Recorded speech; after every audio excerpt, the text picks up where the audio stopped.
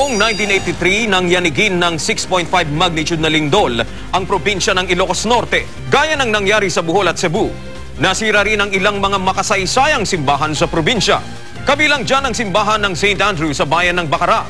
Ipinatayo ito noong 1593. Nasira ang tuktok ng bell tower at nabiyak ang ilang bahagi ng simbahan. Hanggang ngayon, bakas pa rin ang epekto nito. Idik ko agad din yung tower ko namin, may dagit kita. Yung siya kaya natin nagdiulo na nagbalin mo, dilining tower, headless tower na natin nagdaulo ng. Maging ang Santa Monica Church sa bayan ng Sarat na ipinatayo noong 16th century, nasira rin. Sa takot na maulit muli ang lindol, inirekomenda ng committee ang church heritage na inspeksyonin ang mga simbahan. Diba nagkita kat masample nga natin ma-check kung ako ito'y structural integrity ito'y simbahan dito'y Sarat. Ken siguro kadagiri amin nga heritage churches tayo dito'y Ilocos Norte. Nauna nang sumailalim sa rehabilitasyon ng St. Augustine Church sa Paway. Ipinatayo ito noong 1694 at kabilang sa listahan ng UNESCO World Heritage Site bilang isa sa mga Baroque churches of the Philippines. I think the owners of these churches, the government, should be putting together already a system because we don't have a very quick response approach in terms of our cultural heritage. Mga tama ng bala sa ulo at tiyan ang ikinamatay ng barangay chairman ng Zone 6 sa Bangged Abra na si Raymond Evangelista.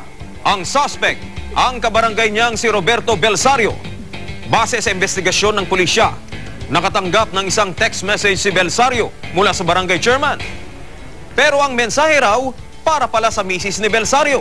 Pinatawag siya ng barangay chairman para paliwanagan pero tumanggi ito. Kaya ang kapitan mismo ang pumunta sa bahay nito. Pinabunyan ni Kapitan Berto, kung alam ko pinasabtan na kanyang latang, pinaltuganan mo. Blanco pa rin ang pulisya sa nilalaman ng text message ng biktima na naging ugat ng krimen. Nawawala kasi ang dalawang cellphone ng biktima. Will aid us in our conduct of investigation. Nadda ko matagi cellphone, makita tayo the way of conversation. Tumangging magbigay ng pahayag ang misis ng biktima. Nahaharap ngayon ang suspect sa kasong murder at frustrated murder dahil sa tangkanyang pagpatay sa kasama ng kapitan na naging saksi sa pangyayari. Pinasabugan ng granada at pinaulanan ng bala ang poultry farm na ito sa Batak, Ilocos Norte. Pag-aari ng kapatid ng mayor ng Batak ang lugar.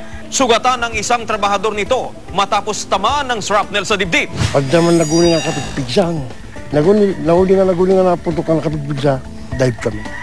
Na-recover ang dalawang empty shell ng kalibre 45 baril at pin ng granada kung saan naganap ang pagsabog.